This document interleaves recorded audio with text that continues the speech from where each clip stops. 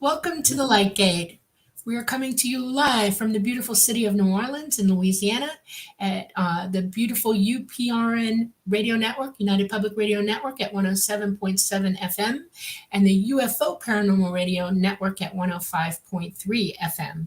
We are on Roku, Facebook, we are on YouTube, and many others. We have a huge radio audience who cannot always see our beautiful pictures that we present, so we will endeavor to cleverly describe them to you so that you see in your mind what we see on the screen.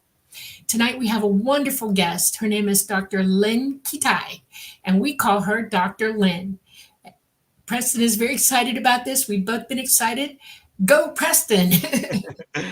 Thank you, Dolly. Thank you, everyone, for joining us on the Light Gate. I am so excited about our guest tonight. I've been following her research for many years, and we will get to her right away. But first, let me tell you that you are watching the Light Gate, and I am your host, Preston Dennett, and my lovely co-host is experiencer Dolly Safran, subject of my book, Symmetry.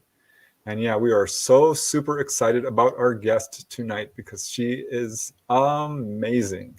And I'm sure you've heard of her. And if you haven't, well, you will tonight, because definitely her research is top notch and deserves to be widely known. But first, let's take a quick moment to just welcome all of you to the show. And I want to say hi to Chico and Renee Cruz and all you other lovely people. Doxy, hello. Hello, Lunar Dove. Thank you for joining us tonight in Synthetic Nature. And hello, hi, it's Alicia. I'm so glad to hear you're looking forward to these shows. We really enjoy doing it. We're really having so much fun talking to all these really interesting and wonderful people. So hello, Brian. Thank you very much. And Scuba Maru. And who else do we have here tonight? UFOs, gods, and extraterrestrials. Oh, wait, that's another show, isn't it? That's my comment. Okay, then. Louise, thank you for joining us. Very happy that you could join us tonight. And Janice Connett. Yes, Phoenix is a beautiful, beautiful area. I've been there many, many times. We're going to hear quite a bit about it tonight. Hello, Allison. Thank you for joining us. And Ruth Kleiber. We're going to have lots of fun tonight. Scarlet Fire and all you wonderful people. You really warm my heart that you join us here each Monday evening. Hello, Rad Peanut. Thank you for being here. And Kim King and Real Badger. Oh, Terry, thank you so much for the super chat. You guys, the donations are super helpful. It does cost us quite a bit to run this show and do all the work behind it. So the donations are truly, truly appreciated. Thank you so much, Terry. So awesome of you. Hello, D. Michael Reese. Yes, we will be talking more about OBEs. I promise. I'm going to put out another book, hopefully this year. It's next in line. So don't worry, it's coming. Sonny Burnett. Hello. Chris Jacobs. Chris. Team. Hello. Thank you for being here. Always amazing to see you here. Flat Six and Wood Rain. Let me see. Woo Train Riders. Okay, DG. Got it. And let's see. Renee, I already said hello to you. I'm trying to get to Chapareed. Thank you for joining us. Okay, we better get started. KM, aka Ontkaksatic. I think I got that right. Quixotic. Thank you, Rad Peanut. That is awesome, awesome. Thank you so much. Mike, thanks for being here. CT Guitar Guy, and hello to all the rest of you. But we really do need to get started on our show because our guest has an enormous amount of information. And as Dolly mentioned, her name is Dr. Lynne Kitei MD. We will call her Dr. Lynne. And we are so happy to welcome her to the Light Gate tonight on episode 38. Can you believe it? Dr. Lynne is an internationally acclaimed physician and health educator for more than 50 years, who pushed aside her accomplished medical career to pursue answers for these silent, massive aerial objects, that's plural, witnessed by over, get this, 10,000 people on March 13, 1997, for over a dozen hours and spanning several states. I think this might be the largest viewed UFO incident in modern history since the Fatima, Portugal incident. But we can ask Lynne about that. At any rate, Lynne has also filmed these UAP called the Phoenix Lights up close and personal prior to, during, and after what has been hailed as the most witnessed, best documented, and most important mass UFO sighting in modern history. Well, there I am jumping ahead a little bit.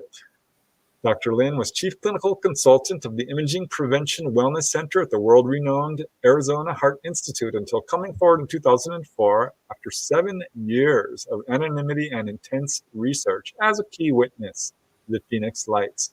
And besides appearing on literally hundreds of national, international TV shows and radio shows, including Coast to Coast and News Nation, recently on the Tamron Hall Show, on all different networks, Spotify, CNN, ABC, CBS, Fox TV News, Netflix, iTunes, Comcast, Amazon Prime. I mean, the list goes on. History Channel, Science Channel, Travel Channel, Discovery, and National Geographic channels. Dr. Lynne's 4th edition of her wonderful and super interesting best-selling book, Phoenix Lights, A Skeptic's Discovery That We Are Not Alone, and also the award-winning Phoenix Lights Beyond Top Secret documentary, plus the Phoenix Lights graphic novel, Activities Coloring Book, all of which are available on Amazon. So check that out. Also, if you want to learn more about the Phoenix Lights, just go to the www.thephoenixlights.net website. All these links are in the show description. We certainly have a lot to cover, so let's just bring Lynne on. Hello, Dr. Lynne. How are you? Oh, you might be muted. Here, let me unmute you. Let's see. Oh. There you are. I just said hi, Dolly and Preston, and thank you so much for having me. There is so much more to the story that I think you were a little surprised, Preston, at some of the things that I sent to you, because I have been documenting the Phoenix Lights actually 2 years prior to the mass sighting. We'll get to that, but for anybody that's near the website, the Phoenix, or near a computer, and get on the website Phoenix Lights Network. We're going to be talking about the only 35 millimeter photographs that are available of these UAP, unexplained aerial phenomena, that I captured 2 years prior, 2 months prior, during the mass sighting, and subsequently have been analyzed and authenticated by military and university optical experts throughout the last 26 years. Actually, we're heading towards our 27th anniversary, and we can talk about, I'll fill you in exactly about the mass sighting that happened on March 13th, 1997. But if we wanted to get into the pictures here. Oh, all right. Because as you mentioned, Preston, the mass sighting has become the most witnessed, most documented, most important mass anomalous sighting in modern history, if not all of history. And actually, after thousands of people saw what I had been seeing for 2 years prior and documenting on film, 35 millimeter and video, it took me aback. I had no interest or knowledge in this topic at all. And then found out that thousands of people saw what I had been documenting, and really sent me on a journey. I'll fill you in with the details, because how the story unfolds is really fascinating in and of itself. But I ended up pushing my entire accomplished medical career aside, searching for a logical explanation, which I have yet to find almost 27 years later. And what I did discover was so mind-boggling, so credible. I had no idea about this topic. And I started keeping an intricate journal the week after the mass sighting and ended up with a 750-page journal. 7 years later, stayed Wow. totally anonymous, Wow. other than the handful of people that I was searching to explain what I had photographed. And here I am today, All right. almost 27 years later, with a lot to tell. So So I hope before we get that dive going. in, I just have one quick question. You know, as a kid growing up, did you believe in UFOs, or did you have any I had sightings? no interest or knowledge at all. I was so busy. It's ironic because my life's work actually has been educating others, the community worldwide, on vital health issues since 1976.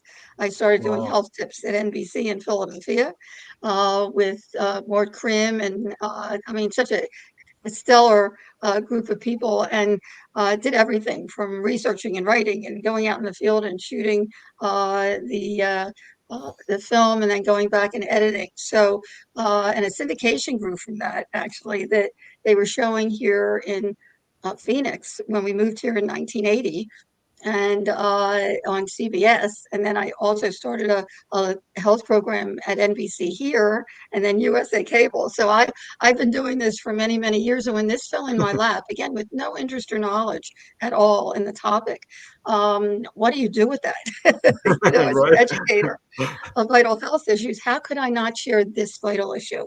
And did a lot of soul searching because I did not want to come forward, as we know, and I'm sure you know, Preston, there was much Yep. ridicule and snickering and discrediting going on, especially in the 90s.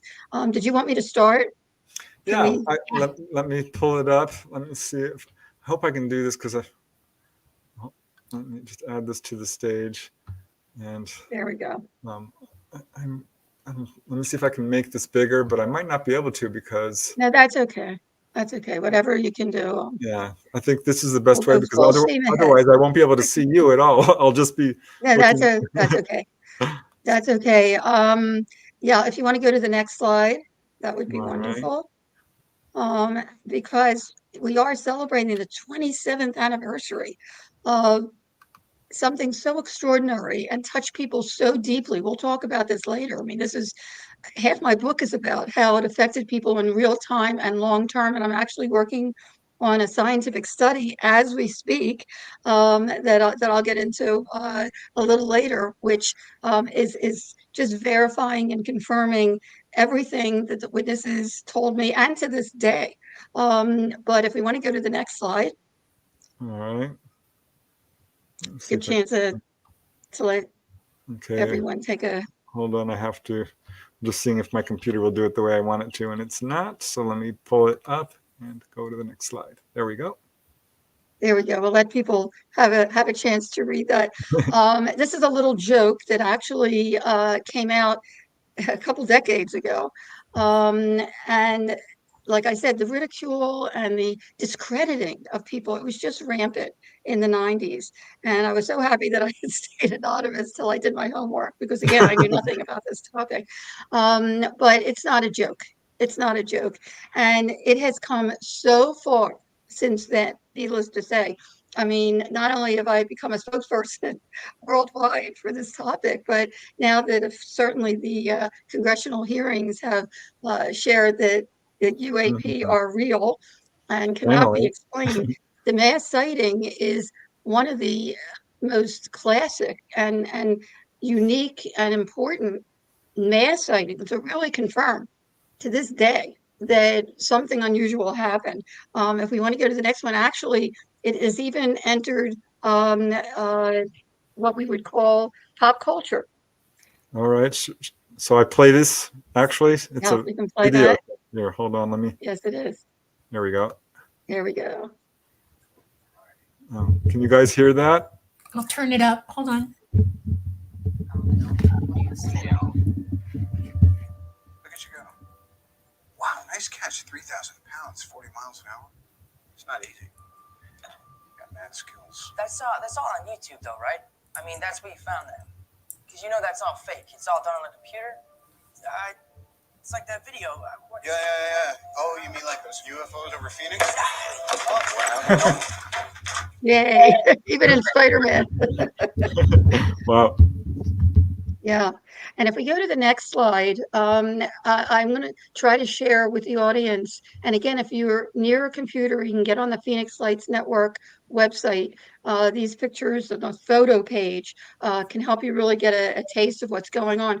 This is a view from our home. We live mountainside, very high on the mountain in Paradise Valley, and have a panoramic view. We're very blessed with a panoramic view of the city skyline.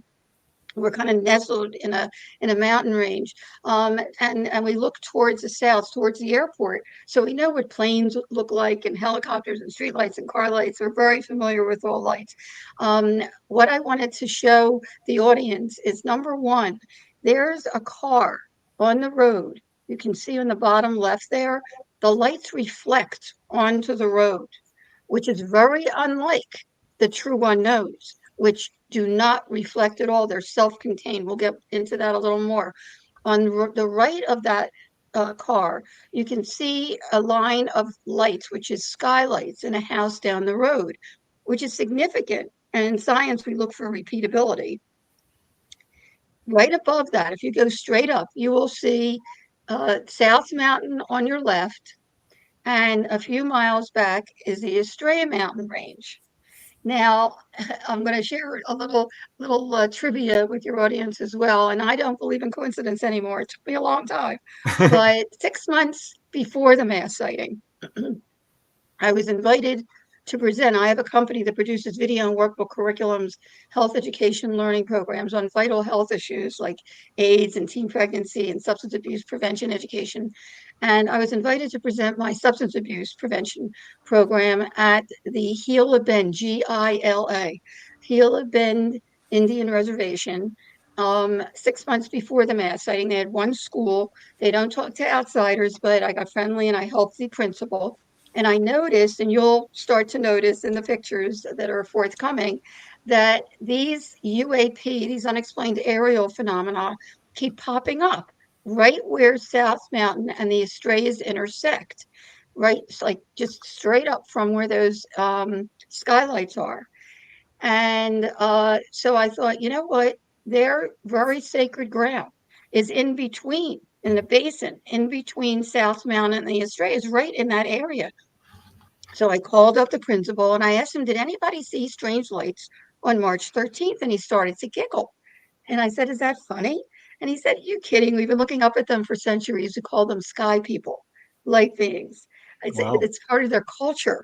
I had no idea. That was the first I heard of. I'm sure you're probably very familiar with Dolly and Preston, but I had no idea. And not only did he say that these orbs, many of them believe, and the Hopi have protocols to invite them in. They're open to them, and they're joyful when they arrive, because they feel that they give them comfort and knowledge and inspiration.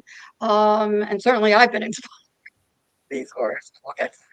But he said that that's, they feel that some of these are ancestors or spirit world, and that the Estrellas, that's how it got its name. It means star in Right. Spanish, gateway to the stars. And they also believe in that area that there's a gateway or portal right where South Mountain and the Estrellas intersect, which is like, whoa, if you look at my pictures, and I'll let the audience decide for themselves. I always say that data speaks for itself. And as a scientist, I tried to collect as much credible data as I could. You're going to be seeing this over and over again. Anyway, did you have any questions up to now? Well, I'm lining some questions up, but we'll get to them in a little bit. Okay, I'll get through it, and then I might answer your questions for you, because all right. Are you ready for the next slide? No. 2 years before the mass sighting. Don't want to give this away yet. Again, I didn't believe in coincidence at the time. It happened to be the eve of my birthday, which is February 6th. My birthday is February 7th. And one wall of our bedroom is a window. The entire wall is a window. So anything that pops up out there whether it's car lights or street lights or at Haboob, one of the dust storms or a fire or whatever, we get to see if we're in the bedroom. I happen to be in a room adjacent to the bedroom. I was taking a leisurely bath, and my husband was standing at the window talking to my mother-in-law, who called from Philadelphia to wish me a happy birthday. He was on several hospital and state medical boards. Nothing ever ruffled his feathers, but he yelled. He says, "Lynn, get over here quick. What the hell was that?" And, he was never alarmed like that. So I grabbed my towel, wringing wet, run to the window, and a little below us, again, we're very high. We're also gated, and we're nestled in the mountains. It's a no-fly zone here. And it's treacherous desert landscape. Underneath these things, I looked underneath to see if anybody was there, which would be very unlikely. It's gated and it's really dark and treacherous. And about 50, 75 feet off the desert floor were 3 amber orbs, one on top and 2 very closely aligned underneath. And I call them an orb because the light did not extend outside the edge. It was self-contained. Wow. And they, right away, I thought, geez, I've got to get my video camera. But it was downstairs. And anyone out there that's had a UAP experience, a UFO experience, might be able to relate that you don't know how long it's going to last. So I tried to take everything in mentally, the size, the shape, the color. They were about 3 to 6 feet each, depending on how close they were. They were definitely oval shape. I always said that they were like an egg on its side, but now that I hear of the Navy, the Nimitz Navy pilots talking about the tic tac and the oval shape, I don't know if it's a similar phenomena, but nonetheless, they were oval shape. And again, the light did not extend outside the edge, and there were 3 distinct objects, very closely aligned. And it was a uniform amber color throughout. Every other light out there glared. These did not. Very mesmerizing, very soothing. And I thought, you know what? If I don't get a camera and document this on film, no one's going to believe it. And I kept a cheap Canon Instamatic camera handy in the closet because I collect sunsets. And anybody that's on the photo page, if you go down to the bottom, you'll see 2 separate sunsets where I caught this massive rod-shaped object. Didn't see it when I was taking the picture of the sunset, but they're in 2 pictures, 2 months, a month apart, in November and December of 2000. Take a peek. It's amazing. But at any rate, I collect sunsets. I have like 6 or 7 books of sunsets. And I go to grab the camera. My husband calls me back. He says, "Get over here quick. One of them is disappearing." And as I watched in awe, both of us, the top orb, without budging from the other 2, started to shrink very, very slowly, mechanically, as if there was an intelligent presence behind it. And it was just mind-boggling. It got smaller and smaller till it was pea size and then disappeared. But it felt like it was still there. Where did it go? Another dimension, perhaps. And you asked me at the beginning, we have 2 grown sons now. They were just boys at the time. The only movies we ever watched were E.T. and Close Encounters, and we did watch the original Star Trek series with William Shatner. I just did an interview with him, which was That's like the best one anyway. on my bucket list, I have to tell you. But the only, immediately I thought of, while this was happening, was the Romulan cloaking device. But that wavers, and this Right. didn't waver at all. It just shrunk mechanically, as if there was an intelligence behind it. I jumped out on the balcony, got a picture of the 2 lower orbs, and I believe that's the next picture. Okay, moving to the next picture right now. Hold on one second. Bonk. There we There you go. go. If you see the 2 lower orbs there, that was the close orbs, the 2 lower orbs, and immediately noticed an eerie silence, as if time had stopped. It was just bizarre. And as intently, and I really didn't share it with us all until 2 years after the mass sighting, but I hesitate to even share it now, because as intently as I was watching these 2 lower orbs, and it was so eerie, there wasn't a sound. It was like time had stopped. But it felt like something was watching me. And going through my mind at that exact moment, I was thinking, who are you? What are you? Do you know that I'm here? I'd love to meet you. That's exactly what I thought. Wow. The next thing I remember, the left bottom work started to shrink, just like the top one did. And something told me to take a picture, and I quickly shot a picture of that. That's the next picture. Okay. So that's right here.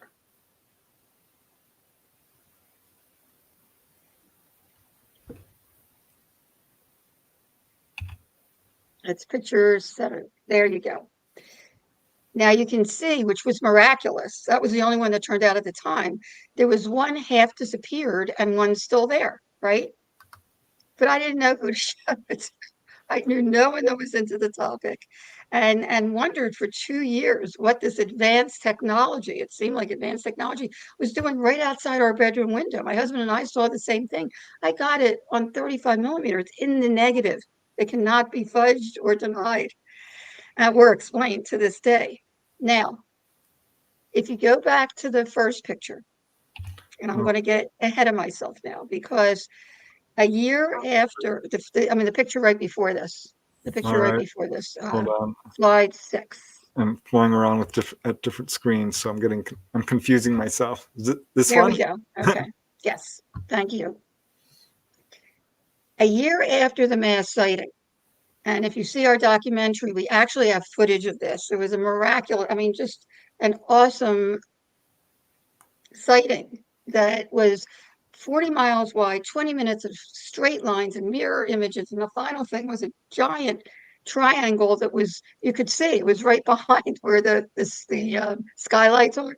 But at any rate, when the mass sighting happened, and I found out there were a handful of witnesses who had taken video, I actually hired a professor from ASU, a geology professor, to triangulate those videos.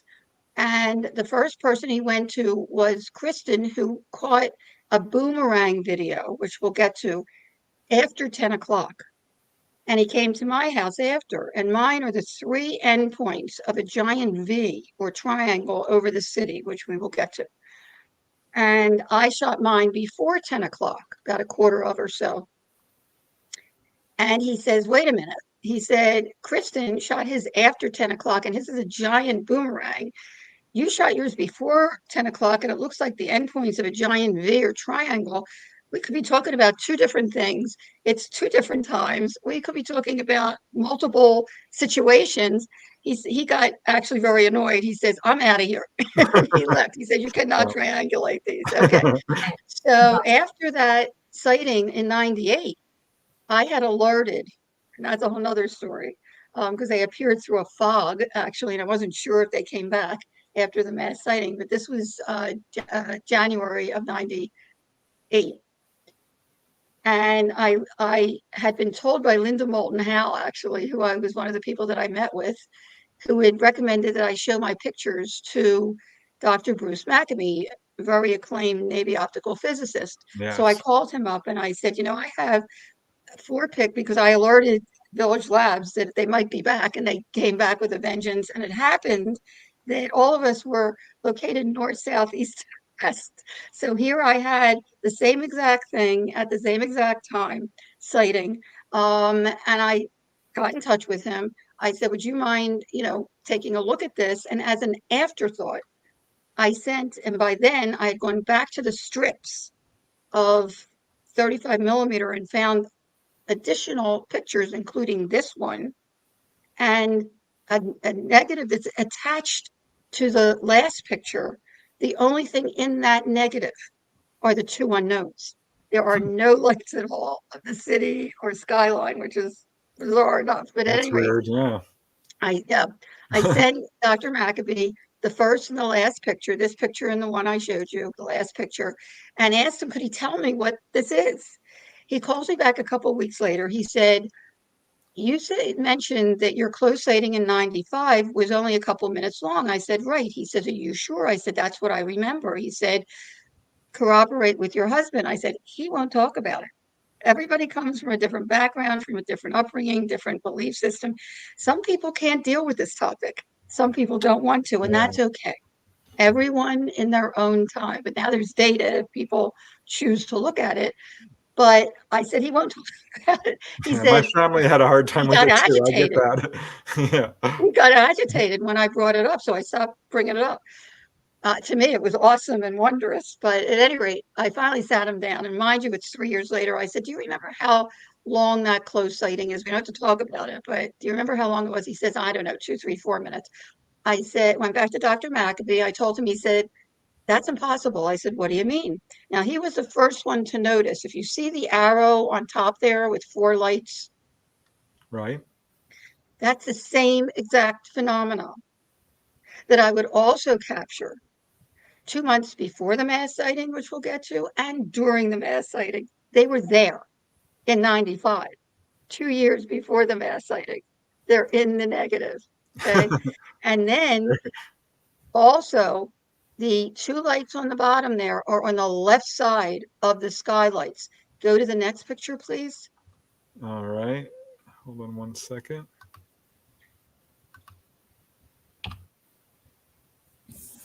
Can you see Okay. it? Now the 2 lights are on the right side of the skylights. Do you see that?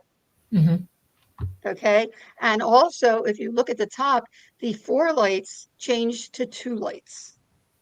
Okay. So, in other words, if you want to speculate, while the close lights were disappearing, so were the far lights. And by the way, during the mass sighting, there were a number of witnesses that saw these orbs detach from the main object, go out into the environment, and then redock with it later. Is that what happened here? At any rate, he says to me, but that's not the most significant thing. You can go back to the first one, if you would. He said the most significant thing he found was that the skyline changed significantly. If you look, he said there are many more lights, and not just single lights, groups of lights that are on in the first picture that are off in the last picture. If you go back to that, Oh, he says, yeah, I want there. you to do an experiment.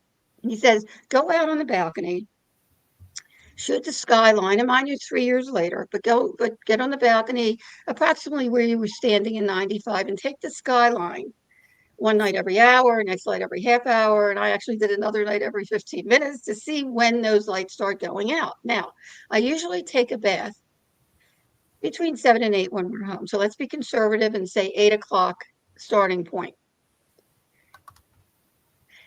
Now, if you go back, the first picture and then the last picture, what he did, now, if we go back to the next picture and we go to slide 8, he meticulously, and he did it again, by the way, for National Geographic with better software, and found more lights were on in the first picture that were off in the last picture, that it was significantly later when I took the second picture. And he said to me, can I please present this case at the upcoming 1999 MUFON, Mutual UFO Network, International Symposium in Washington, D.C. And I said, Dr. McAbee, this is your baby. I would have never, ever realized this data. Just keep my name out of it. And luckily, the handful of people that knew had these pictures were really sweet and never divulged who they came from. And his conclusion, if we want to go to the next slide, All right. was that it wasn't minutes in between the first picture and last picture, but hours. He Well, estimated Dr. that it Lynne, was at least 10:30, 11 o'clock when I took that second picture. So, and I'm just really starting to share this. Actually, I did not even share this in the first edition of my book in 2004 because it's so out there and I just couldn't I still can't wrap my head around it. What I shared with you is what I remember. And the reason that I'm sharing it now, and I shared it in the 2010 edition, it's in its 4th edition now, is that I thought, you know what, it's data. And if it can move, open the door a little bit, number one, that time as we know it, linear time, is primitive. Past, present, and future is primitive. The time could be a whole milieu of different things. But also, if there are other times and spaces along with ours, then why is it such a leap to think that there couldn't be other intelligent sentient beings in those other times and spaces that we get to see or experience if we're open to it or invited? Well, I have So to that's really why commend you for, Mm. talking about that, because you have to present all the evidence if you want to Right. solve any mysteries, and people will censor it out if it's too high strangeness. So I get Well, that's why at the beginning it was just too much. that. But I figured, you know what, if it can help in our journey of discovery about what's really happening out there, and especially interdimensional, which I have to say is my take because I saw it up close and personal. Then it's out there and people can decide for themselves. May Now, I posit something to you? say, Craft, as they're coming down within 3,000 feet, mostly between 1,000 feet in the ground, if their emitters are pointing toward the ground, they'll knock out all the electricity below them. And if they're above something and you see electricity out above the craft, that's because that craft's emitters have just EMP'd the ground. well, it was 2 And it can years. happen very, very Okay. fast. Yeah. Oh, So, okay. Well, I have to tell you, when I went out on the balcony to Yeah. shoot the first two, it was if time had stopped. It was just bizarre. Just bizarre. I mean, to this day, I still, can feel it. At any Wow. rate, 2 years passed Mhm. without any hint of anything in the sky remotely similar Right. to what I had seen up close and personal Right. until, you there? Can you Yeah. hear Yep, me? we're Yep. here. Yep. Yep. Yep. We're listening. Until 2 months before the mass sighting, January 22nd, 97. I'm lying in bed. And again, if anything pops up out there, we get to see out of that big window. And I notice far north are 3 huge amber orbs at a distance, Right. just hovering there. And I'm watching them and I'm thinking, wait a minute, they're amber. They're huge balls of light. They're in an equidistant line formation for minutes, strangely similar to 95. And I watched as they imploded, it seemed, from right to left and were gone. Mentioned it to my husband. He says to me, do I still have to go to work tomorrow? Was his comment. But at any rate, the next night, he was in a medical board meeting. I come upstairs and I notice, this is January 23rd, I notice the same 3 giant orbs in a line are now in front of South Mountain. And I knew they were in front of South Mountain because there's red blinking lights on top of the mountain to alert aircraft that are coming into Sky Harbor International Airport that's just in front of the mountain, south of us. And I thought, okay, enough. I'm getting my video camera. I ran downstairs, grabbed my camera, go outside. Got about 18 seconds worth, the battery goes dead, and it was charged.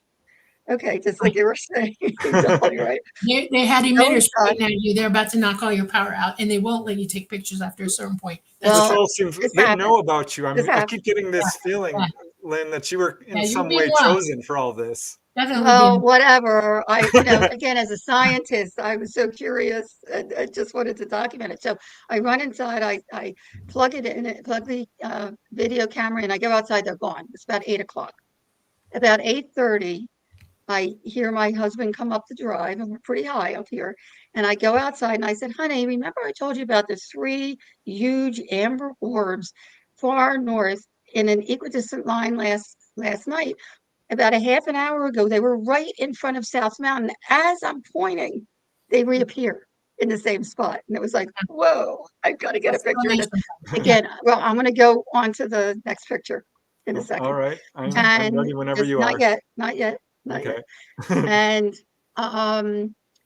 I grabbed my 35 millimeter. Thankfully, again, I don't believe in coincidence because in video it doesn't do the lights justice. They're much smaller, they're white, they flicker, and could be mistaken for other things. But on 35 millimeter, they're amber and they're there. Explain. Anyway, I get out on the balcony just as I'm ready to shoot the 3. Suddenly, 6 lights, massive span, over a mile wide, pop on above the 3. If you want to show that next picture. All right. There we go. Now, I started to shake. That's why it's wavy. because not having an explanation for 95. Here is this massive, massive formation of lights. And the first thought in my head was, oh my goodness, is that a mothership or a fleet? I mean, it was really, No, it's four I mean, ships, just, 4 different ships. well, it was just incredible, right? Yeah. But thank goodness I kept my wits about me. Mind you, this is 2 months before the mass sighting. And as I'm Amazing. clicking away, if you want to go to the next one, All right, hold on. thank you.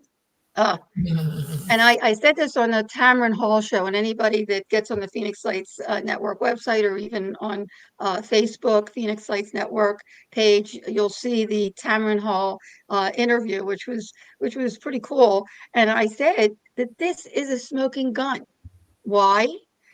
Because 2 months later, and she didn't give me a chance to say this, but 2 months later, that's what thousands of people would describe during Yeah. the mass sighting as 5 lights in a V with 2 trailing lights. Yeah. There you go. This is 2 months before the mass sighting. And you can see it's like a V, right? With the center light and then the 2 on each side. The center light is brighter than the 2 on each side. And then if you go to the next one, as the lights are disappearing underneath. Hold on. Let me. There we go. Okay.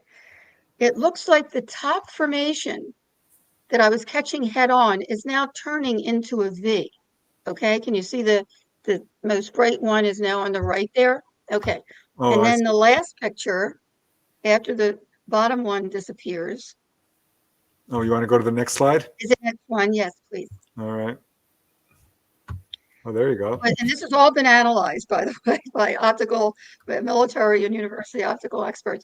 If you look at that, every other light is larger than the one in between. So you can speculate that whether it's transparent or whatever, if you're looking at a V, okay, yeah, a V like this, that the bigger lights are the closer arm. And in between, you're looking at the far away arm that have smaller lights, okay? Be that as it may, it was so unnerving that I ran in, picked up the paper and called the Arizona Republic and said, you've got to get somebody out there quick. They're disappearing, and get a cameraman out there, get a picture or whatever, and just tell me what it is. When I finished my sentence, they were gone. Did not sleep well that night. Oh, And I woke up in the morning and I figured, look, there must be a logical explanation. I called the Arizona Republic again. And I said, did anybody call last night to report any strange lights in front of South Mountain? She gets off, she gets right back on. She said, nope, nobody called. Well, I know I called. So I said, well, my husband and I did see something strange. I even got pictures of it. I'm just trying to find out. I'm sure there's a logical explanation what that might be. She says, well, sometimes Luke Air Force Base sends experimental maneuvers out and doesn't tell the public about it. And I figured, sounds reasonable. Call Luke Air Force Base. And I tried to be very professional. I said, my husband and I are both physicians. We live mountainside in Paradise Valley. And we saw some strange lights appear in front of South Mountain last night. Could you tell me what they might have been? And from the get-go, she had an attitude. And she said, well, they didn't come in from here and they didn't come out from here, so we had nothing to do with them. I said, be that as it may, we can see something strange. How can I find out what they might have been? She says, well, you said it was near the airport, so why don't you call them up? Now it was a mission, which was very much unlike me. I'm trying to find a logical explanation. So I get the FAA on the phone. Told with, again, we're both physicians, we're mountainside. She said, she was really sweet. And she says, you know what, maybe one of the air traffic controllers saw something last night. Why don't I said, would you mind asking them? She leaves me on forever. You can go back to us if you want. She comes back on. She says, actually, there was a group that was here last night that did see some unusual lights appear over Class B restricted airspace. There's a 30-mile radius around the center of the airport. Anyone that comes into that radius, particularly, it was close, okay, it was like 5 miles away or whatever, to the tower, must call, and it was 1,000 feet altitude. I said, please, can I please speak to one of the air traffic controllers? She said there were a couple there the next morning that were there the night before, and waited forever until somebody finally got on. And the guy I met afterwards And he was actually a very, soft-spoken guy. He was more excited than I was. He said, "Did you see with this lights covering the information last night about 8:30?" I said, "Yes, that's why I'm calling." He said, "Actually, there were three at 8 o'clock." I said, "I saw those too." He said, "When they showed up at 8 o'clock over the tarmac, they looked on radar, didn't show up on radar, and they got really nervous, but they disappeared. When they popped up again at 8:30, the six of them, they got really nervous and they looked on radar, did not show up on radar. They had powered binoculars to look. And in their own words, he said there were 6 points of light totally equidistant from each other, massive span over a mile wide that seemed to be attached to something, but they couldn't quite see what these lights were attached to or had a force field in between holding them in rock formation." And he said, and he was a meteorologist, by the way, and climatologist, had taught at one of the colleges here. And he said that the entire thing, another little coincidence, because this is great info, the entire thing turned as a unit against the wind. Against the wind, that's very telling. Elevated slowly and moved in synchrony behind South Mountain. So I said, "So what was it?" And there was silence. And then he said, "Beats me." I said, "You're an air traffic controller. You're supposed to know what's in our airspace." He said that the whole group with a big discussion the night before, ruled out every conventional aircraft, balloons, Chinese lanterns, flares, even skydivers with lights. They couldn't come up with anything. And we kept in contact, and I continued photographing these orbs in rock solid formation up into and including March 13th. We finally get to March 13th, 1997. Do you have any questions before I get into the mass sighting? No, but I'm dying to tell you something. I'm either going to tell you now or after the show because I know what Okay. they are. I absolutely know. Okay. Photographs, Okay. film. There's a lot more to this Oh, story. A lot more to this story. So Okay. anyway, on March 13th, which was just another night for me, Yeah. right? I had my cameras in the corner ready to go because I was running out every night. I mean, it was getting another little tidbit. A week before the mass sighting, my husband was getting a little annoyed with me because every time we had a discussion, we'd be in bed, whatever, and I noticed them out of the corner of my eye. Again, the scientists, we just had to go and document them. And I thought, okay, enough. I've got to find out what these are. So I started asking around and showing my pictures and video actually to some of my friends. And this is how close I was, guys. A friend of a friend had a neighbor who had a friend who knew the past president of UFO. And at the time, I had no idea. I never heard of it before. And I called him up, told him that I was seeing these lights, and he hadn't heard about it, but there were others that were seeing them and documenting them on film, just like myself. In fact, Steve Blonder called MUFON up to his balcony the night of the mass sighting, and they captured an arrowhead of 5 lights, again, before 10 o'clock. But at any rate, on March 13th, so he says, "Let me refer you to a field investigator." And I told him that I had a picture I'd like authenticated. The last one was the only one that turned out at the time. And somebody to tell me what it was. And he refers me to a field investigator for the following Wednesday, who calls me on Tuesday because the then state director wanted to attend, and his mom had passed on Saturday, and he asked if he could postpone it because the funeral was on Wednesday. The only opportunity I had for another 2-3 weeks was Friday morning. He said, "Fine." Knock on his door, 10 o'clock in the morning. He opens the door. The first thing he says to me is, "Did you see the mass sighting last night?" It was like, whoa. That's the first I've heard of it. To me, it was just another night. I said, it was very similar to what I saw 2 months ago. In fact, I called the air traffic controllers that I had been in communication with to confirm that, and they did. It was the same exact phenomena over the same exact location, 1,000 feet altitude over Class B restricted airspace. And there were a couple of pilots that called in. A commercial airline pilot on departure who called in and said, "What the hell are these lights over me?" It's right over the tarmac. And a private pilot, didn't say his name, but we'll get to that a little later, a private pilot on close approach. At any rate, he says NBC was coming to interview him in a half an hour. I said, whoa. I said, I don't know what we're dealing with here.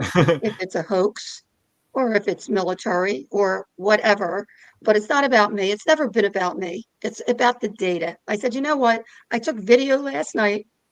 There were 6 lights that appeared. By the time I got out there with my camera, 3 had disappeared. I guess it turned or something like it did in 2 months before. And I got the endpoints of a giant V or triangle over a mile wide. Take a copy, share it with whoever. I'm out of here. And I left. Now, I didn't know if the news was going to show it at all. I didn't know what was going on. But I sat in front of my TV with a VCR ready, and starting at the 4 o'clock news, you know how they do breaking news now? My video was on every news station. We gave it to everyone. And it was like, whoa. I mean, it was exciting, I have to admit, because now Sure. people were Yeah. seeing what we saw. I didn't know what it was, but let them take a look, right? By 9 o'clock, a couple other videos, including the boomerang, which was spectacular. It was like, oh my goodness, what the heck is that? Showed up. Okay. And again, that was after 10 o'clock that he took that, which is meaningful, as we'll get to. But at any rate, it was like, whoa, this was mind-boggling. Now, hundreds, if not thousands of people statewide had seen what I had been documenting for 2 years. I didn't know what to do. I really didn't know what to do. In fact, if we go to, I believe the next slide. slide is actually taken off the video itself. There you go. That's a screenshot of the video. And like I said, it's white because it turns out white video. But that's my video. That's just a screenshot of my video. But at any rate, then I learned, okay, let's get into the March 13th. On March 13th, 1997, while thousands of people were outside purposely looking up at the sky at the Hale-Bopp comet, they also got a glimpse of Mile, and according to Peter Davenport, director of the National UFO Reporting Center in Seattle, Washington, one of these objects, from all the data that he has collected over 25 years, 26 years, was 8 miles wide. Think about that one. 1 to 8 miles wide. And also, one of the other reasons I came forward is not only as a physician to let people know they're not crazy, okay, even though most anomalies can be explained, only a small percentage cannot. But just because we don't have the technology yet to definitively define what these things are, it doesn't mean they're not real. It may be maybe looking on the AM dial for an FM frequency. That's why it's so important to get this topic out in the open and address it and accept it and study it, so we can find out not only who's driving these things, but also move forward in our own evolution. But at this point, also as a scientist, I mean, it was like mind-boggling. What do you do with this? And on March 13th, here are thousands of people saw these gliding right over their heads at rooftop level, totally silent. Either these orbs that seem to be attached to something, or actual craft. Now, number one, and there's so much mis and disinformation. That was the other reason. As an educator, how could I keep this in a drawer? It wasn't just 1 or 2 events, as you would hear in the media. Yes, I get it. The media picked the 8 to 10 time period because that's when most people were outside looking up at the sky at the Hale-Bopp comet and reported it. But the mass sighting on March 13th actually started at 3 p.m. in the afternoon with daylight sightings in Arizona. 5 o'clock hour, they were seen and reported by Native Americans in New Mexico. 5 o'clock hour, Yep. 7 o'clock hour, that was the 5 o'clock hour, 7 o'clock hour and beyond in California. The 10, 11 o'clock hour, there were 2 commercial airline pilots. I have the whole story in my book. It took her years, one of the pilots, to get in touch with me. She was so frightened to even tell anyone that she was flying from Phoenix to California. And as she was approaching Las Vegas, one of the craft, now that's the other thing. If you go on the GAP page, GAP, Geospatial Animation Project, we're going to get to that in a minute, on the Phoenix Lights Network website, and all you need to do is just Google Phoenix Lights Network, it usually comes up first, and go to the GAP page, Geospatial Animation Project. There's a 12-year study of hundreds and hundreds of reports. 2 or more people had to see the same craft to be in the study. And as you'll see, and we're going to go over that, there were 10 different craft, whether it was one craft that could morph and look different, or the perspective from where the person was standing, or a parade. And here she's calling in to the tower, to the radar, because one of these craft covered Las Vegas. And she calls radar to find out if they're pinging anything. Almost simultaneously, another pilot calls in, a commercial airline pilot. She said, what is in front of me? There's something in front of me that is massive. Then a very authoritative voice comes on the speaker and starts asking them questions and freaked her out. And she says, you know what? I think we were mistaken. And she goes flying onward to California. They're approaching California, 30,000 feet, okay, up in the air with 140 passengers and pilots and etc. Suddenly, there's a flare, okay, about a half mile away, and which was very unusual at 30,000 feet. And almost simultaneously, moments later, a military jet coming in the opposite direction of them whizzed by them with afterburners on and freaked her out. She said she almost jumped out of her seat. And she immediately called her husband and said, don't answer the phone. And it took her years to tell me this. I mean, it just, when you hear the story, it's like, what does that mean? But at any rate, the sightings continued. Now at 3 a.m., there was a call, and we have part of the recording in our documentary so people can hear it firsthand. Very professional, recorded from the National UFO Reporting Center, Peter Davenport, from an alleged crewman from Luke Air Force Base. The call to report that there were military jets sent from Luke Air Force Base to intercept one of these massive craft, mile-wide craft, hovering right over 7th Avenue and Indian School, Central Phoenix. And as they got close, the lights dimmed. And then we have civilians that saw this, by the way. The lights dimmed, and then the entire craft blinked out and disappeared, freaking out one of the pilots that he said he helped out of his aircraft. He was so shaken up by it. And that Luke went on lockdown after that. And I have to tell you that just a couple of years ago, after 20 years, I got a message, an email from the weather person that was on that night who confirmed a lot of this stuff. And she went out and saw it herself because she was getting so many calls, and Luke actually denied they got any calls. But there were people that got the number of the National UFO Reporting Center from Luke Air Force. Exactly. Caught in Anyway. Contradictions. No, there's so much of this story. So the sighting continued, by the way, till 5:30 the next morning. I was actually flying to LA to interview for Dateline. They were doing the 10 most important mass sightings, and the Phoenix Lights was number 1, by the way. And I was finishing up the second edition of my book that came out in 2010. And I was sitting there with a family around me, and an older gentleman was sitting next to me. And he looks over, he says, oh, I saw those. And I said, you did? He says, he was the head of a Boeing crew coming into Sky Harbor Airport at 5:30 the next morning. And one of these mile-wide crafts was hovering over the tarmac. I asked him, of course, if he would come forward, but he was still working. But that's the last one I know of. So we're talking not only over a dozen hours, but over at least 4 states. And in our study now, we're finding out that people also saw it during March 13th in Texas, Utah, and Colorado. So, I mean, this is, talk about a parade. And that's ultimately what the investigators actually concluded. And if you want to go to the next slide, you'll see. All right. But before we do, I just need to take a quick station ID break because we are at the top of the hour. So I want to let everyone know you are watching The Light Gate. I'm your host, Preston Dennett. My lovely co-host is Dolly Safran. Our amazing guest tonight is Dr. Lynne Kitei. And we are so excited to be talking about the Phoenix Lights and all the things surrounding it that most people, I don't think, are aware of. And we are streaming live on United Public Radio Network, 107.7 FM from the beautiful city of New Orleans in Louisiana. Also the UFO Paranormal Radio Network at 105.3 FM. We are very grateful to them.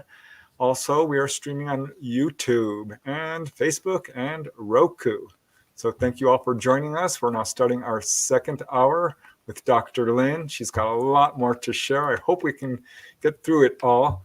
But I would like to pop up a few questions now before it gets too late, if that's all right. Just a couple.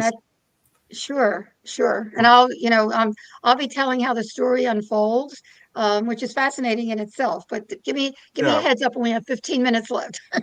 All right. But here's a question from Dawn Curtis, and she's asking Dr. Lynn, do you think each light was a separate ship or all part of a mothership? That's a great question. To this day, we have no idea. Exactly. It's a wonderful mystery. But like I said, some people and what people saw was mind-boggling because people that saw a ship actually saw gunmetal on the bottom. In fact, if you go to the GAP page, Geospatial Animation Project on the Phoenix Lights Network website, you'll see an animation of, which is pretty, I mean, besides the illustrations I'm going to show you now in a couple minutes, but they had like indentations at the bottom, and there's a wonderful illustration at the bottom of a witness that saw the craft, and there was others that described the same thing. A couple of press guys. But anyway, they saw a craft. We have a couple of realtors who were extremely bright. They were in Mensa and just really wonderful people that were out in Carefree, where they had stakes in the ground. And they actually measured, because it was so low, we're talking rooftop level, that they measured over 2 miles, this craft that they saw. They also saw windows with beings at the windows, looking at them as intently as they were looking at the being. So, Wow.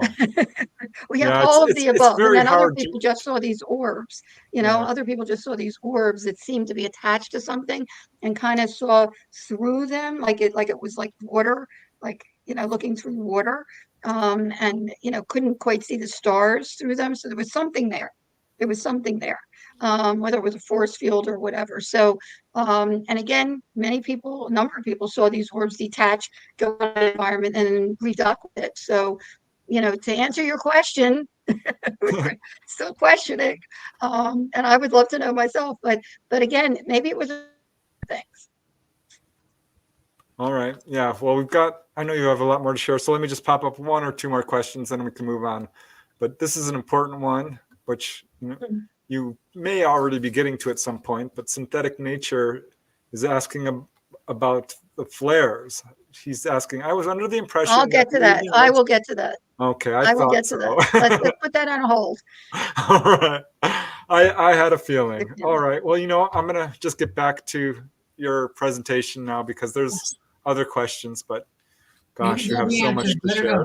Let me just give a shout out to Dr. D. Michael Rees. Thank you for the super sticker donation, and to Doxy. You guys, it's truly appreciated. But let's get back to your presentation. And let's see. You wanted the next slide, right? Yes, please. This one? Okay. Yes. This is part of the Geospatial Animation Project. This just gives you an example of what was happening between 8 and 9 p.m. There were Wow. multiple things happening, and we can go through this fairly quickly, and then I'll get to the rest of the story. But I just wanted to show you guys some of the craft, and this is like mind-boggling because it does look they do look different. If you want to go to the next one. Oh, all right.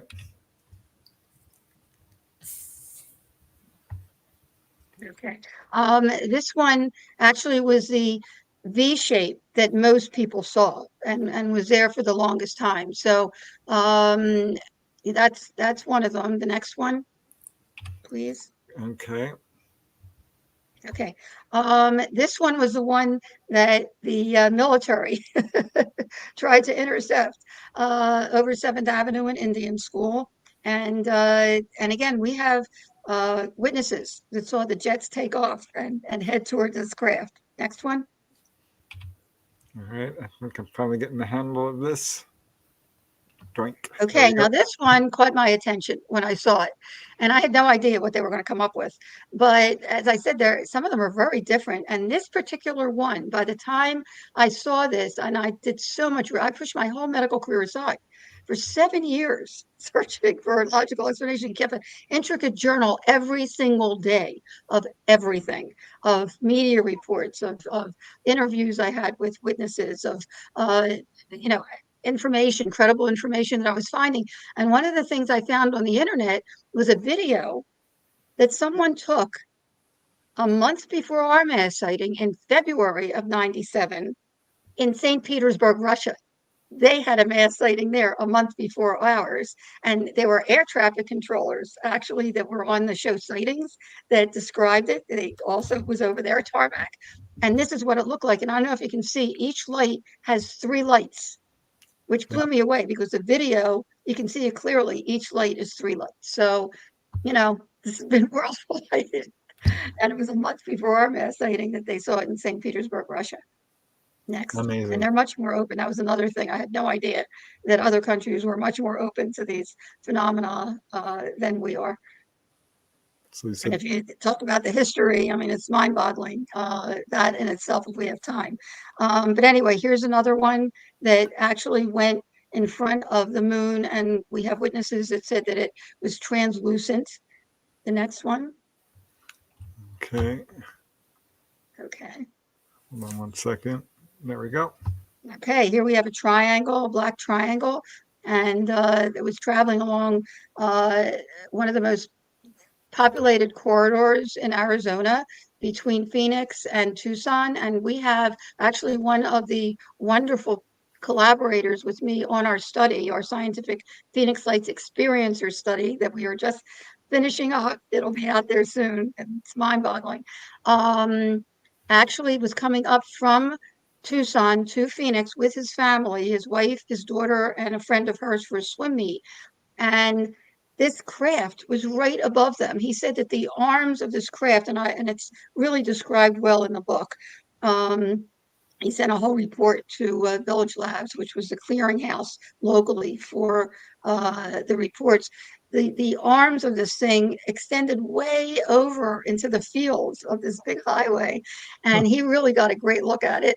And a little later, we'll talk about someone that also saw it that had the same experience. Nobody talked about it. And there were a number of other people. It affected people very differently sometimes. But we'll get to how it affected people in a minute.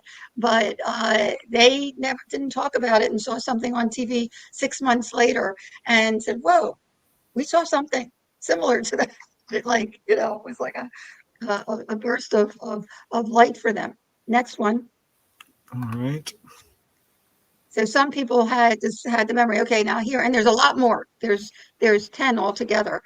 There's also one that split and shot straight up, and that was going towards Mesa, the East Valley. And then a little later, somebody else saw it near Picacho Peak actually come together and merge. Technology was incredible. Some people saw it take off at blink speed without even dispersing the air. It's totally silent. And we're talking about such technology. And then there was actually a pilot and his son who saw a disc as well, and there were other people as well. Anyway, as the story unfolded, which was really amazing, there was no investigation. Don't change anything yet. There was no investigation, no explanation. It was just uncanny.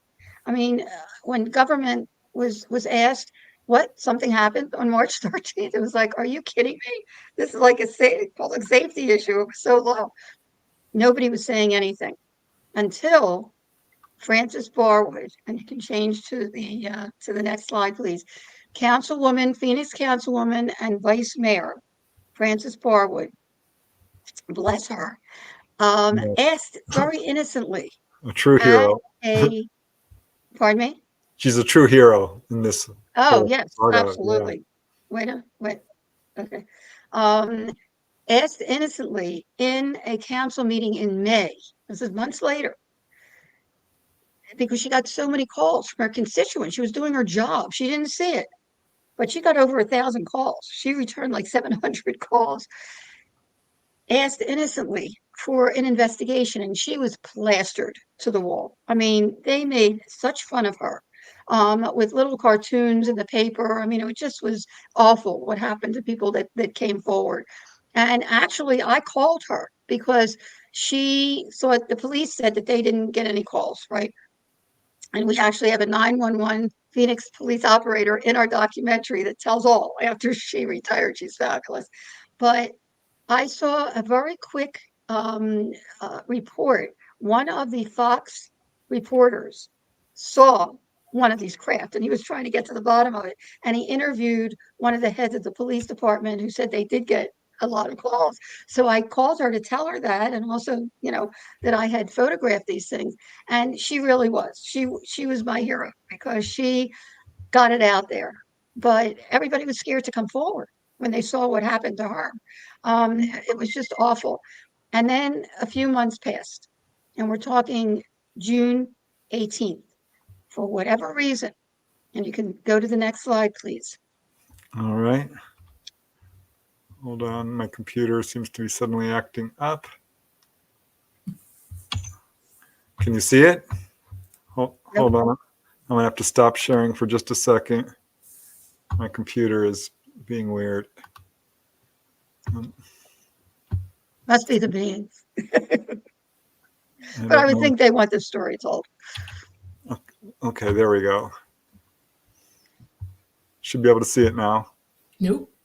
Okay, hold on. Let me get back to the. I got pulled off. My buttons were not responding, so let me just pull it up real quick, and I will get it back on. I don't see it in queue yet. Yeah, I'm pulling it up. So sorry.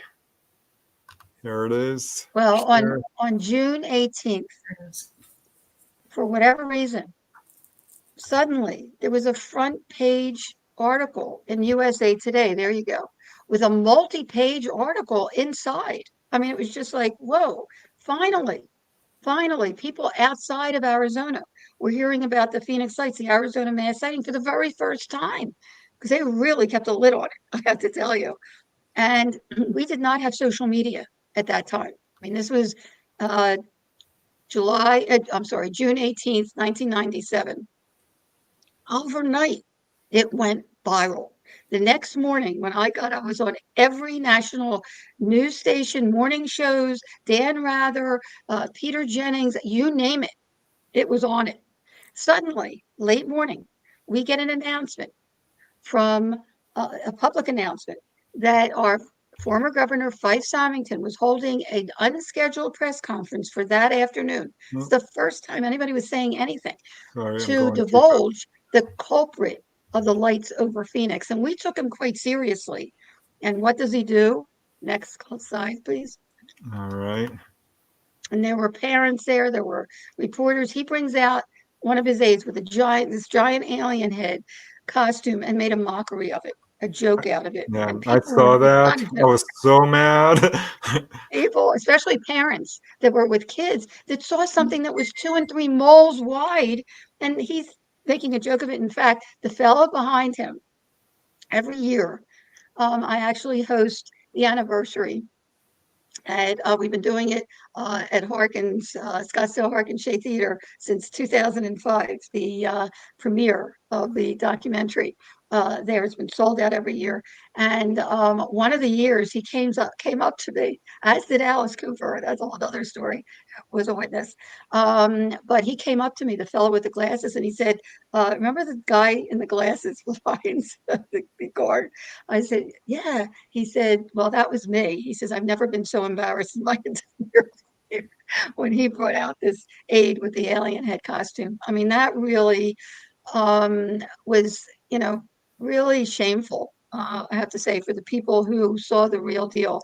Although he said there was panic, there was no panic.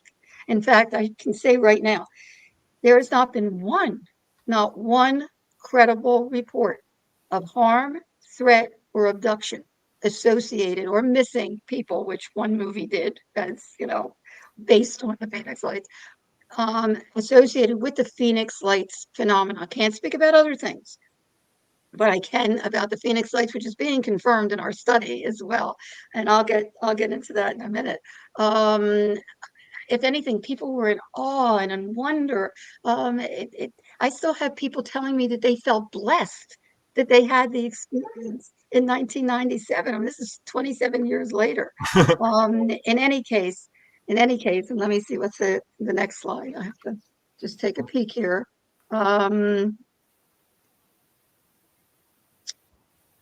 Okay. Yeah, and after that, there was so much hoopla on Larry King and et cetera. I mean, it was just amazing after the USA Today article came out. But that month after the governor pulled that, I figured, you know what? I'm calling every military base.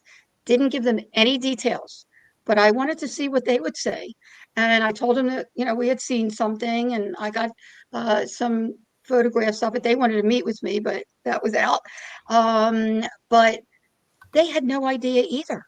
They were just as curious. In fact, I even wrote in my book, one of the higher ups, I got as high up as I could, said, wait, go back. Okay. One of the higher ups even said, whoever did this, the only people that know who did this was God and whoever did it. I was like, are you kidding me? That's your answer. At any rate, I get a call. Okay, we're going to get to the next slide in a sec. I get a call a month after this press conference, July 24th, from one of the heads of PR at the Air National Guard. And she says, oh, Dr. Lynn, I think we know what those lights were back in March. And I was thrilled. I was looking for any logical explanation. She says, do you believe that in all these months, no one ever looked at the log for visiting Air National Guard, and the Maryland Air National Guard was in town sending off military illumination flares in Operation Snowbird, which I found later in military terms means diversionary tactical maneuvers. So they may have been sending off flares somewhere to divert attention, but that certainly isn't what thousands and thousands of people saw right above their heads. And she says, that must be what some people saw. So I said, now, wait a minute. When was the Maryland Air National Guard in town? She says, March 1st to the 15th. I said, were they in town in January? She said, oh, no. I said, are you sure? She said, absolutely not. I said, well, my husband and I saw the same exact phenomena in the same exact location. Not only did I get pictures of it, but I called around the next morning and found air traffic controllers at Sky Harbor International Airport in January and the morning after the mass sighting, who confirmed it was the same exact phenomena over Class B restricted airspace at 1,000 feet altitude. And she says, you never told me that, because I never gave them details. I said, besides, and I educated myself to what flares do by then. And I said, besides, military illumination flares are dropped from an aircraft on a parachute. They drop haphazardly in seconds. They have huge smoke trails that are illuminated by the flare itself, and they illuminate the area around it. That's what they're meant to do, so that, whatever missiles are coming will hit them instead of the aircraft. I said, you're trying to tell me that flares that cannot keep a formation for more than a few seconds, if not minutes, traverse the entire state in a rock solid, equidistantly spaced, mile wide V for hours?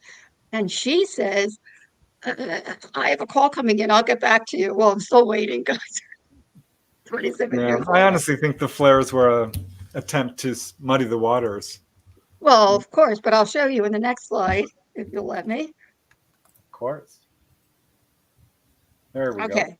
That's okay. So just to be clear, so we can extinguish the flare theory, and there's still some people that feed into the flare theory, which is, if it gives them comfort, so be it. But look at the data. That's all I say. Just look at the data and then decide for yourself. The top level is the true unknowns, okay? And pictures that I've had of the true unknowns. And actually, one of them is from Stephenville as well, that had a very similar sighting to ours with these orbs. The middle one, to me, is like the best picture I ever took, which is, there's a whole story to that we won't have time to get into, that I took 1 month after 9/11, which I have in my book. And actually, that's the picture that I use for my book cover and so forth. And the negatives that are next to that one, you can see them turning. You can actually see the tail turning. I'd like somebody to tell me what that is. Anyway, the bottom are flares. That's nothing like the true unknowns. So that pretty much, put the nail in the coffin, because 3 years later, and this is really important for people to know, and if you go to the news page on the Phoenix Lights Network website and scroll down to a block that says AZ Family, they were there to watch this. 3 Air National Guards announced right before the 3rd anniversary that they were coming into town to show everyone, I think they were from New York, Michigan, and California, if I'm correct, to show everyone the Phoenix Lights. They must have been practicing for weeks. And talk about a joke.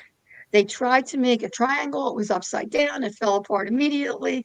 One of them just fizzled out immediately. Had huge smoke trails, just what flares do. To this day, Dolly and Preston, the Phoenix lights have never been recreated or explained, but continue to appear worldwide.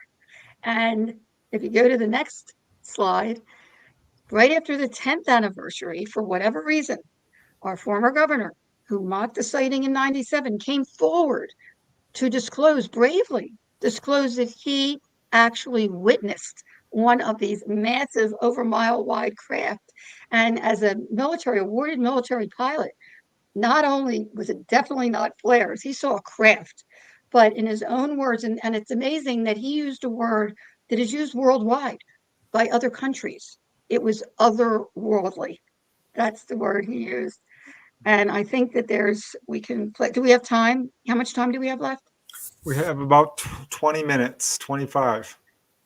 Okay. So- Okay, if you want to show Hopefully this so you can 30. see what he We have what 30 he said. minutes to sign up. Okay, if we can show this video.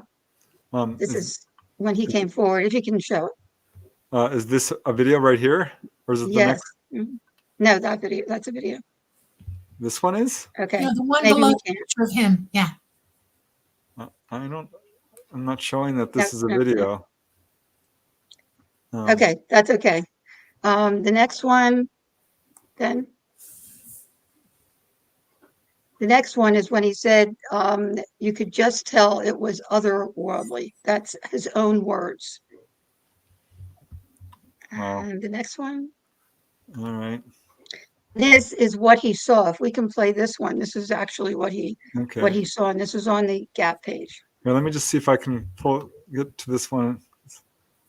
No, for whatever reason, this does not seem to be a video. It started Well, as one. anyway, it is. We have it on the news page on the Phoenix Lights Network website. If anybody wants to watch Okay. it. Oh gosh darn it! And this is also on the Gap page, Geospatial Animation Project. There it is. Boink. This is a drastically We hear it? It was first reported near Carefree around 8:15 and was last reported near Sky Harbor at 8:40 p.m. The path of the craft has been pieced together by combining reports of similar objects. We begin with a view from the intersection of Lone Pine and Scottsdale Roads, 2 miles away from the craft as it hovers 1,000 meters over Lone Pine and Pima. The craft, depicted as 2 miles wingtip to wingtip, proceeds east down Lone Pine Road.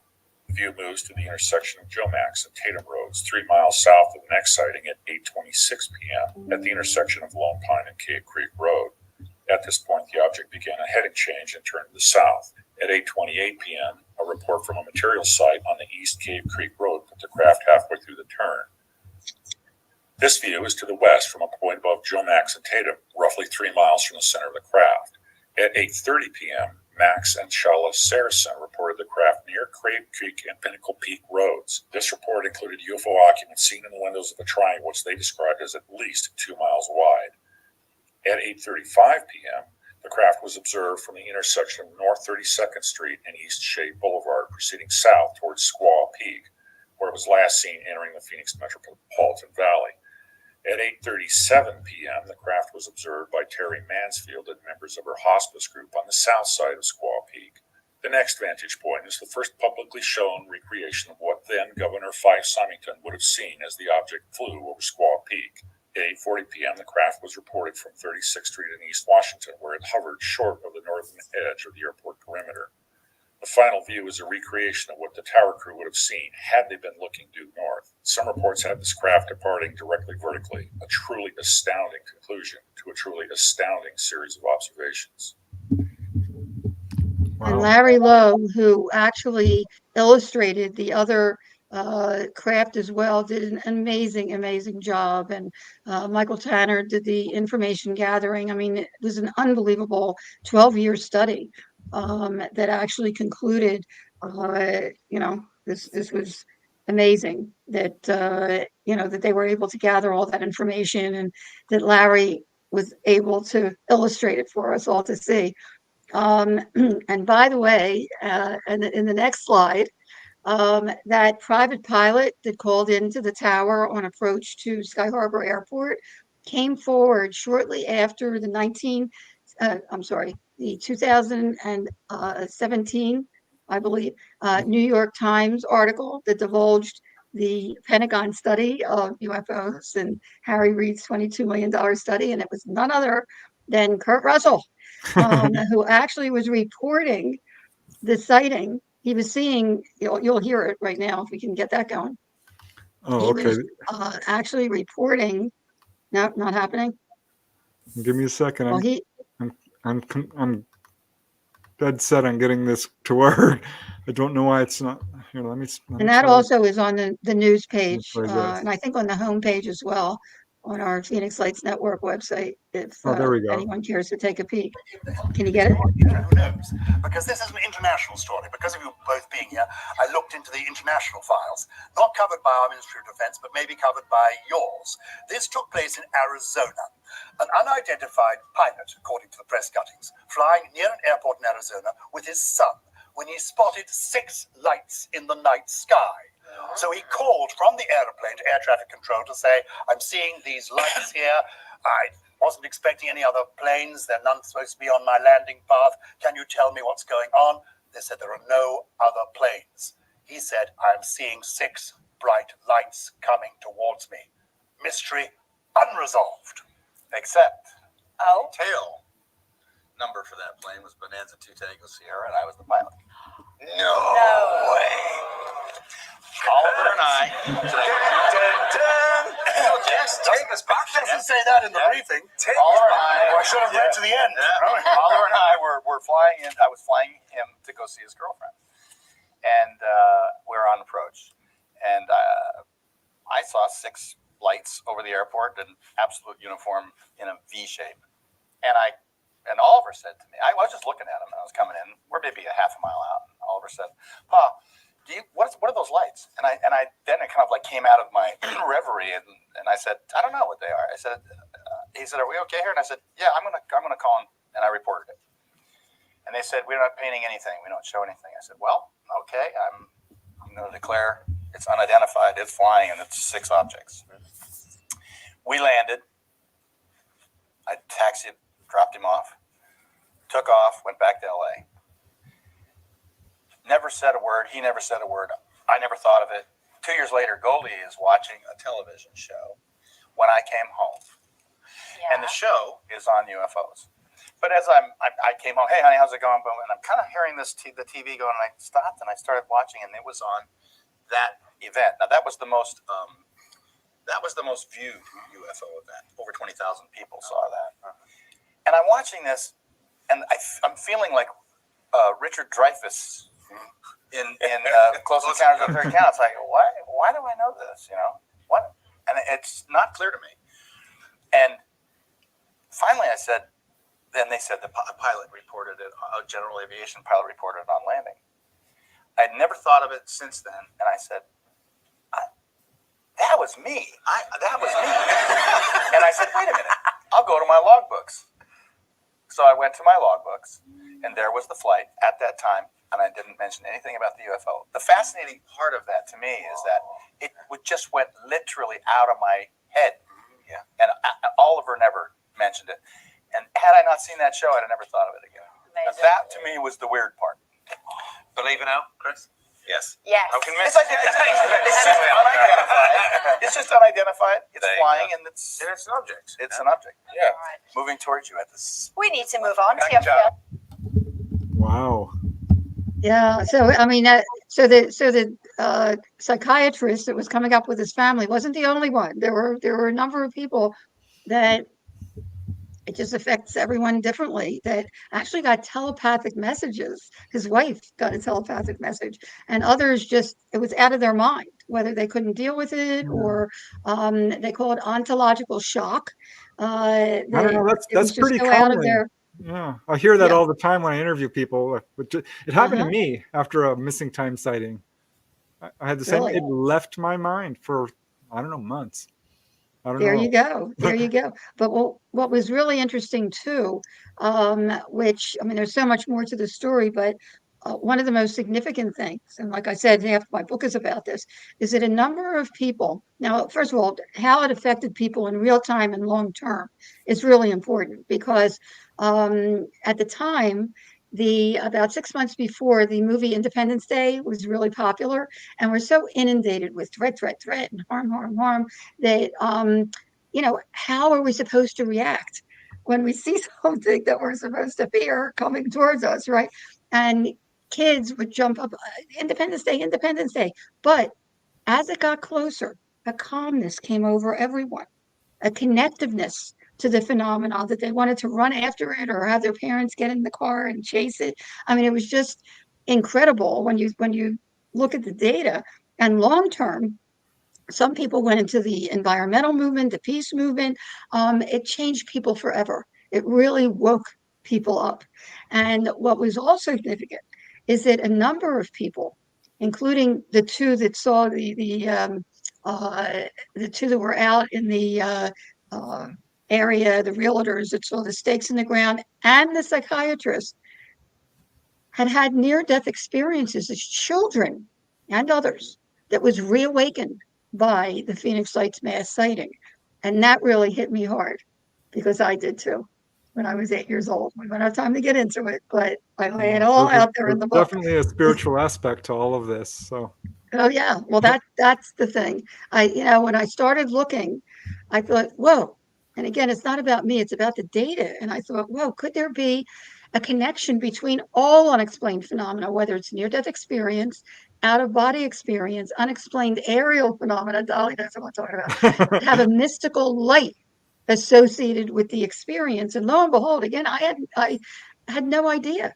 I started looking, and I found the Omega Project by Dr. Kenneth Ring at the University of Connecticut. It's about this thick, and Dr. John Mack at the at Harvard University, Pulitzer Prize winner. In fact, my very first interview was with him, John Mack, Dr. John Mack, months before I came forward in 2004 at the Tucson Medical Center. I was really nervous because I don't get into abduction. To me, this is all contact. And he was so thrilled that I conceded to lecture, to present before him, because my data actually confirmed his data, that something was going on, right? And he was writing. We talked afterwards because I was really nervous. I did a lot of soul searching before I came forward. I mean, I went back to work to help put our younger son through medical school. He was the only one that read my 750-page journal. He's a neurologist now, and looked at me and said, "Mom, you have to do this. This is too important not to share, and everything you've done has led up to this, from the mountain babes."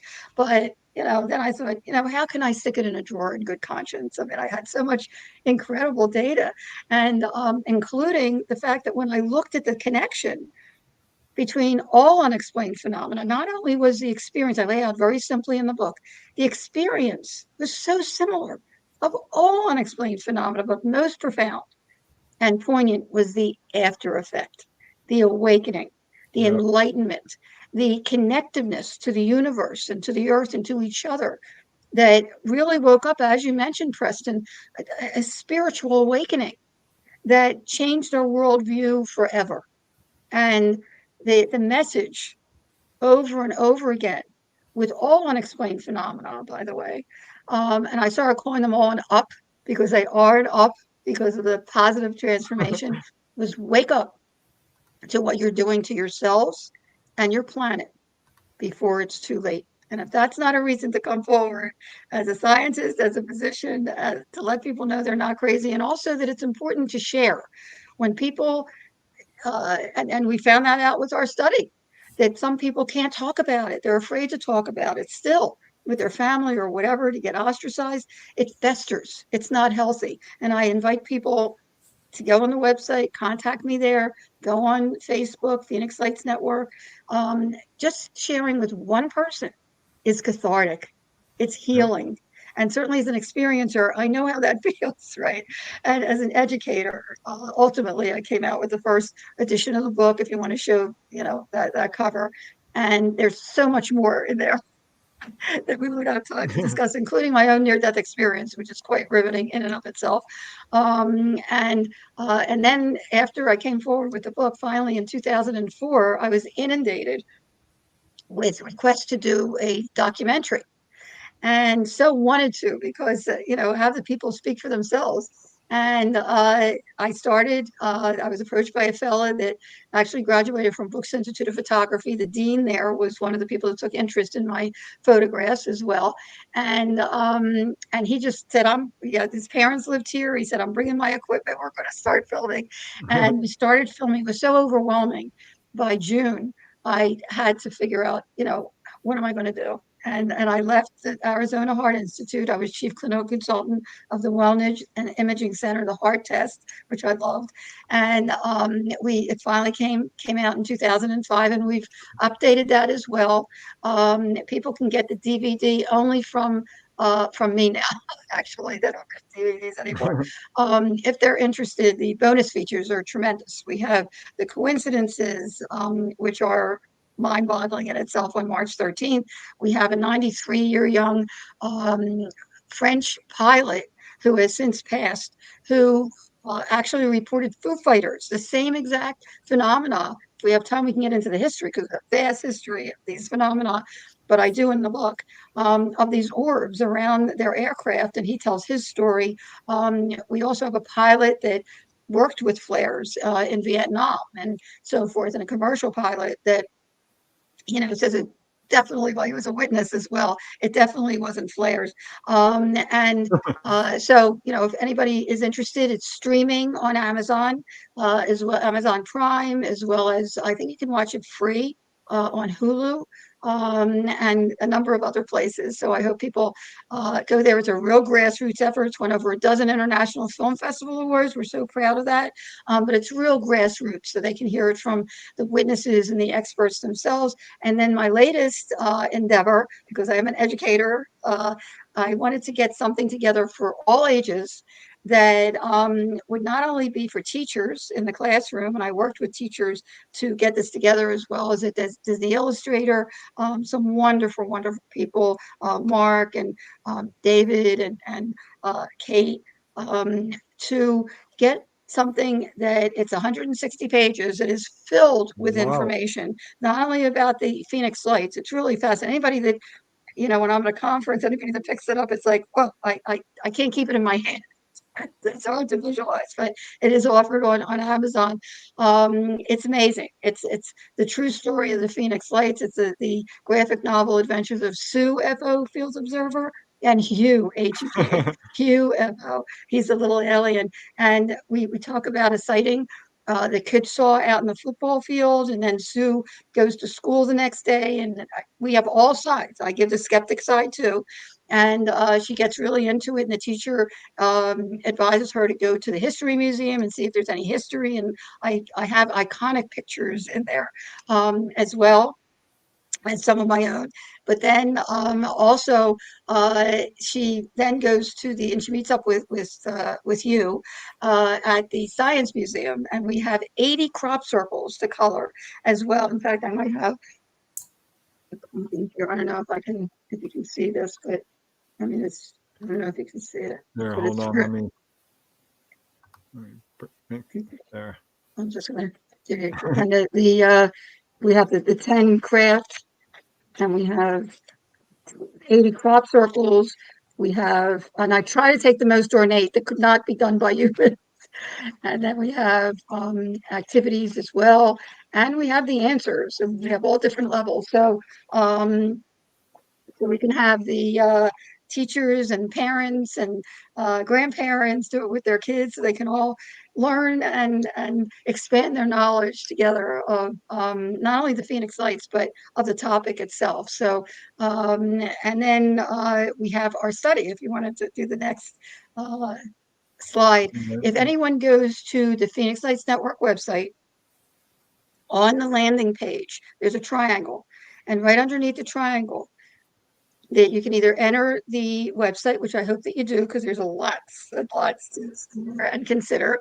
But right underneath there is the link, And if you have had an experience similar to the Phoenix Lights, whether it's orbs or craft or whatever, please join us in our study. We have close to 2,000 people now in just over a year from all over the world. I mean, people are seeing this all over the world. And first of all, it's totally anonymous. Once you're in there, we don't even, or your IP address. So it's totally anonymous. We want people to be honest about their experience. Yeah, I took it. And, it was all kinds of fun. It's definitely worth checking good. out. Yeah. So yeah. Oh, good. And the findings, oh my goodness, we are finding, and I'm not going to give a lot away, but I'll give you a little taste, because we're just getting together peer review now, and then we'll get the information out there. I'll keep you posted so you can let your audience know about it. But not only are we finding that people worldwide that have had similar experiences to the Phoenix Lights are also having experiences before, during, and after with beings. I mean, some, the majority are seeing light beings and these orb that they feel are being, just like the Native Americans feel that there is some kind of being in there, whether it's ancestors or spirits.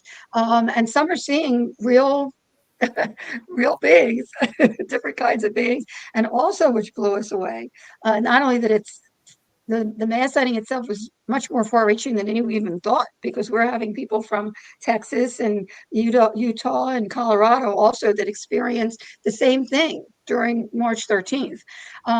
But that there are a number that have been taken aboard a craft that remember it vividly. It's not like a dream or they hypnotized. They remember it vividly.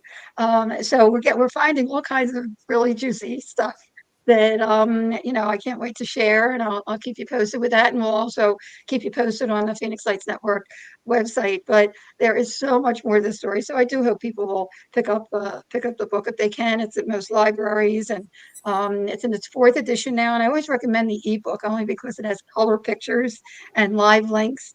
I'm an educator. I want people to, if they're interested, to go off and learn some other things that they care to.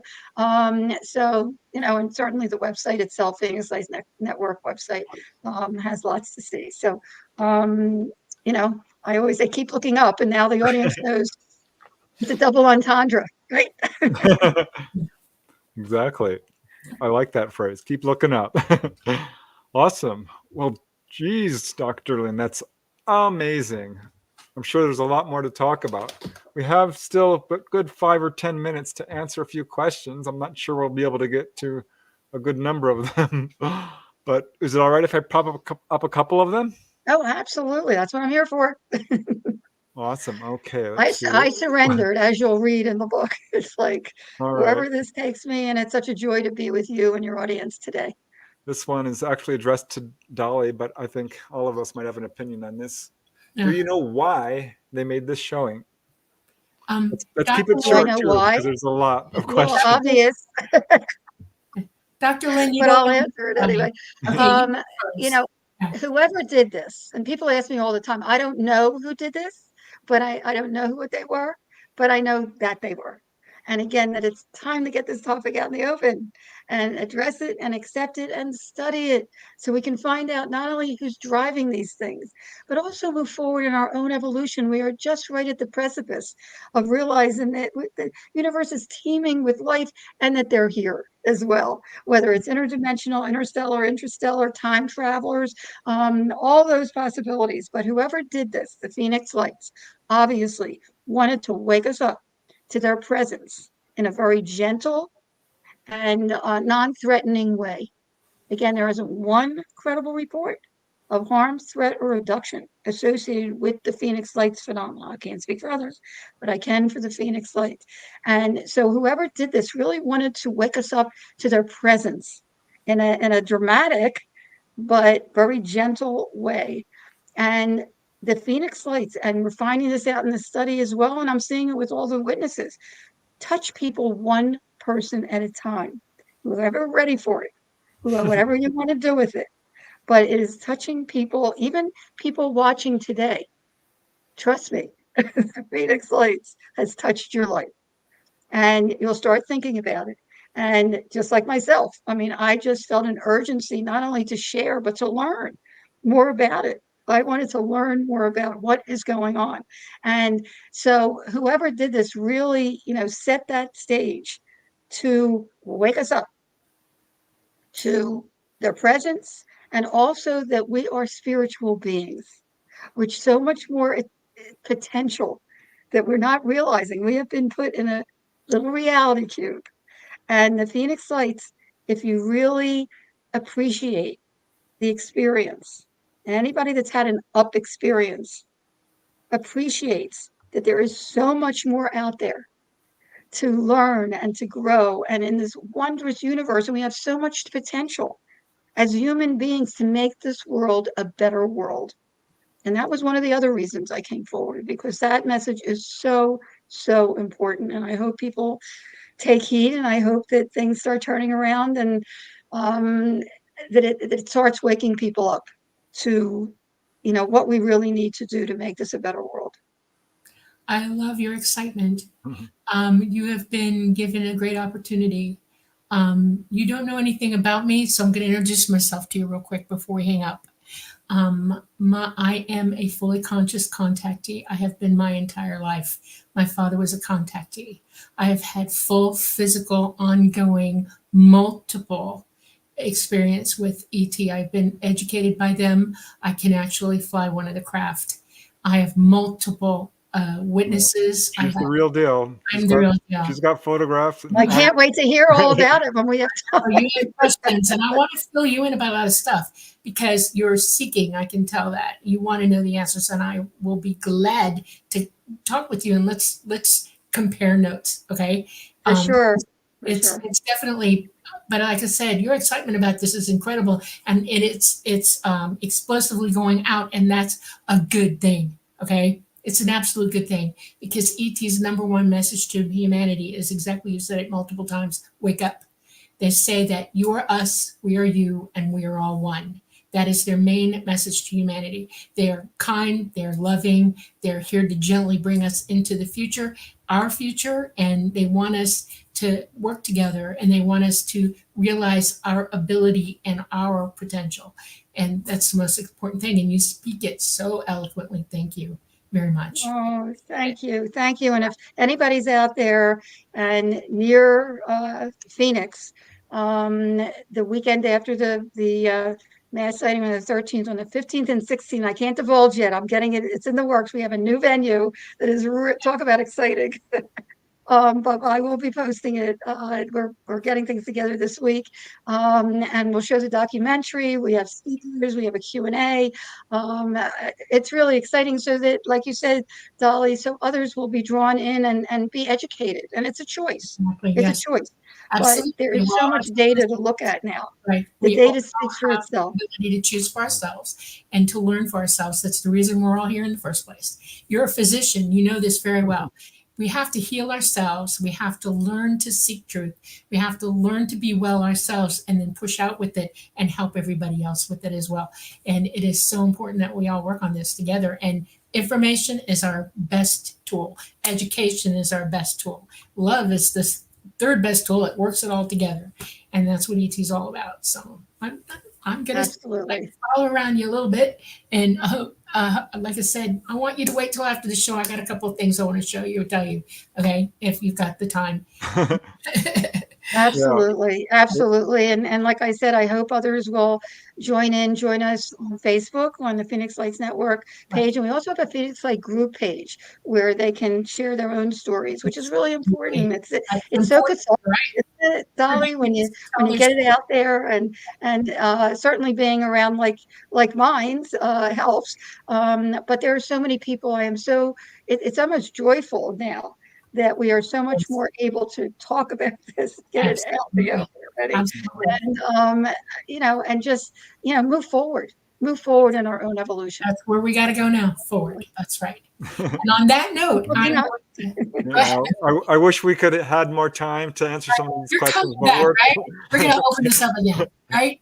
I will give you a date. We'll meet again. Set a date. Okay. Well, you're talking to us on the Light Gate, and Dr. Lynne Kitei has been our guest, and a wonderful guest, and we hope you all enjoyed the show. And if you want to go back and listen to it again so that you can get more information from her about where she's at and what's going on with all of this and all the other information she gave, please watch it again. We're coming to you live from the beautiful city of New Orleans in Louisiana at the United Public Radio Network at 107.7 FM and the UFO Paranormal Radio Network at 105.3 FM. Lovely, lovely night. This is a great night. And I want you all to go be fruitful, be happy, be in joy, be in peace. We love you. Mwah. We'll see you Thank next you, Monday. everyone. Night, night.